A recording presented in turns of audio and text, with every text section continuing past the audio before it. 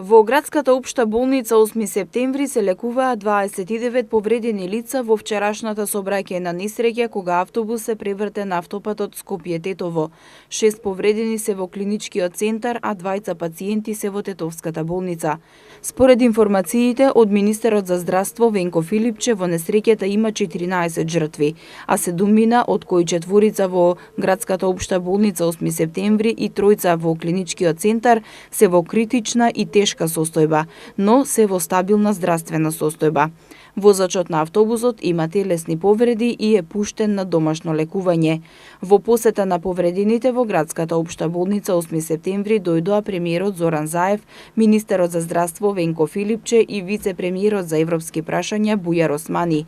При денешната посета премиерот Заев изјави дека од вчера и денеска сите државни служби се ставени во функција постојано во грижа на повредените. Премиерот истакна дека станува збор најмногу за млади луѓе и се заблагодари на градската општа болница, клиничките центри, сите други јавни институции во Скопје, Тетово, Гостивар, на полицајците, на пожарникарите, на сите други јавни служби кои им се нашле на луѓето во напорите за спасување човечки животи и итно помагање. Тој истакна дека ова е огромна трагедија која ја обви во тага целата наша земја. Сакам да искористам приликата да се заблагодарам од името на владата до солидарноста и хуманоста на нашите сограѓани од селото кои што претрчаа во првиот момент и буквално покажаа човечност, големина, дека се уште има луѓе и навистина нивната помош веројатно за голем дел од луѓето било и од пресудно значење. Тоа е сериозна хумана порака до сите граѓани и искрено сме благодарни до овие наши сограѓани, пред се до младите момчиња кои што беа таму веднаш на несреќата и помагаа со се што можат. Сакам да ја споделам ова голема тага која што има целата јавност во Македонија. Нашиот фокус е кон повредените, но и кон подршка на семејствата на загинатите. Владата е подготвена да помогне во се што треба за повредените, секако и за семејствата на загинатите.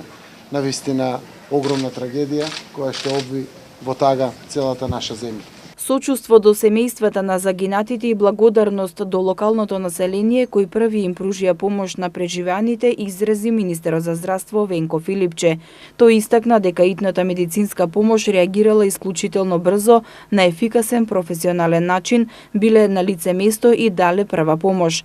Тој се заблагодари за помошта од страна на приватните здравствени установи Систина и Неуромедика, кои им излегле во пресред со нивните амбулански возила и ги транспортирале пациентите, најголем број во градската општа болница 8 септември. Се прими огромен број на пациенти за многу кратко време, се направи тријажа и се сместија во соодветните одели за лекување, како тука, така и во клиничкиот центар во Скопје. Во овој момент во болницата 8 септември има 4 пациенти кои што се во одделот за интензивна нега и се во критична состојба и уште дополнителни 3 пациенти во клиничкиот центар кои што се во одделот за интензивна нега, во кои што во текот на ноќта се изврши хируршка интервенција и тие се утрово во критична состојба. Искрено се надевам дека овие 7 пациенти ќе надминат оваа криза и дека понатаму ќе го продолжи лекувањето надвор од интензивната нега на соодветните одели. Министерот Филипче додаде дека 80% од персоналот беше на работа во многу краток временски интервал. Од 15 минути се организираше системот на работа. Доктор Христијан Костов, директорот на градската општа болница, рече дека вчера дошле службите од МВР, бидејќи имало 6 смртни случаи и додаде дека имале потешкоти во идентификацијата на починатите.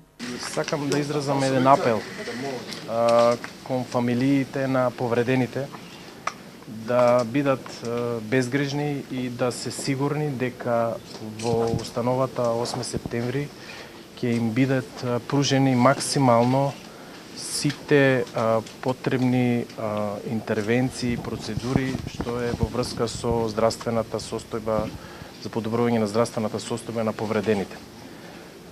Значи, ќе ги добијат правовремено сите информации на сите повредени.